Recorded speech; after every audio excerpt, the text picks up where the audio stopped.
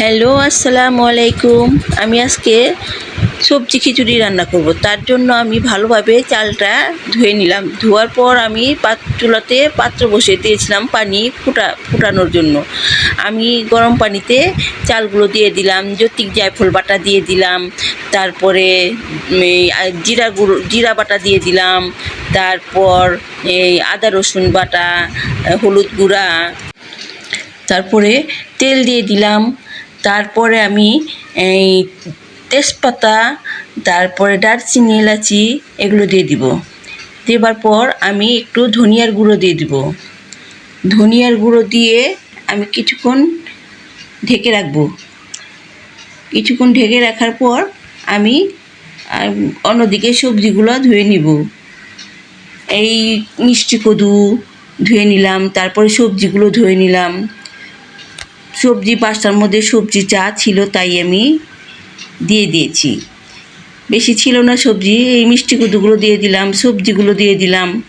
আর এই বৃষ্টির দিনে কার না সবজি খিচুড়ি খেতে ভালো লাগে? আমাদের তো ভালো লাগে, আমরা মাঝে মধ্যে এই সবজি খিচুড়ি রান্না করে খাই।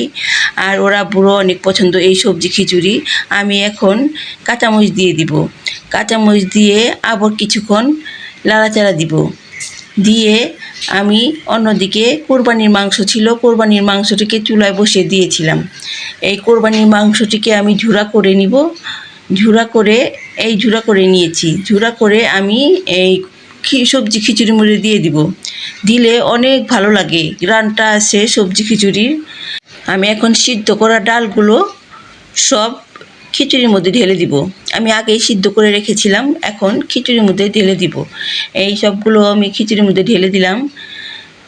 আর একটু ঘন হয়ে যাবে খিচুড়িটা, খুব ভালো লাগবে। অনেক রকমের ডাল দিছি, মুগ ডাল, মসুর ডাল, মটর ডাল, বুটের ডাল, সব রকমের ডাল দিয়ে আমি সিদ্ধ করে রেখেছিলাম। সব রকমের ডাল দিলে খুব ভালো লাগে খেতে। এই খিচুড়িটা হয়ে গেছে। আমি এখন লাড়া দিয়ে খিচুড়িটা নামিয়ে ফেলবো। কালারটা অনেক সুন্দর হয়েছে খিচুড়িটা আমি এখন নামিয়ে ফেলবো। নামিয়ে এখন আমি বলে ঢেলে ফেলবো। এই আমি বলে ঢেলে ফেলেছি। দেখতে কত সুন্দর হয়েছে, কালারটা অনেক সুন্দর। এখন আমি প্লেটে বেড়ে ফেলবো সবার জন্য। এই আমি প্লেটে বাড়তেছি সবজি খিচুড়ি। আল্লাহ হাফেজ।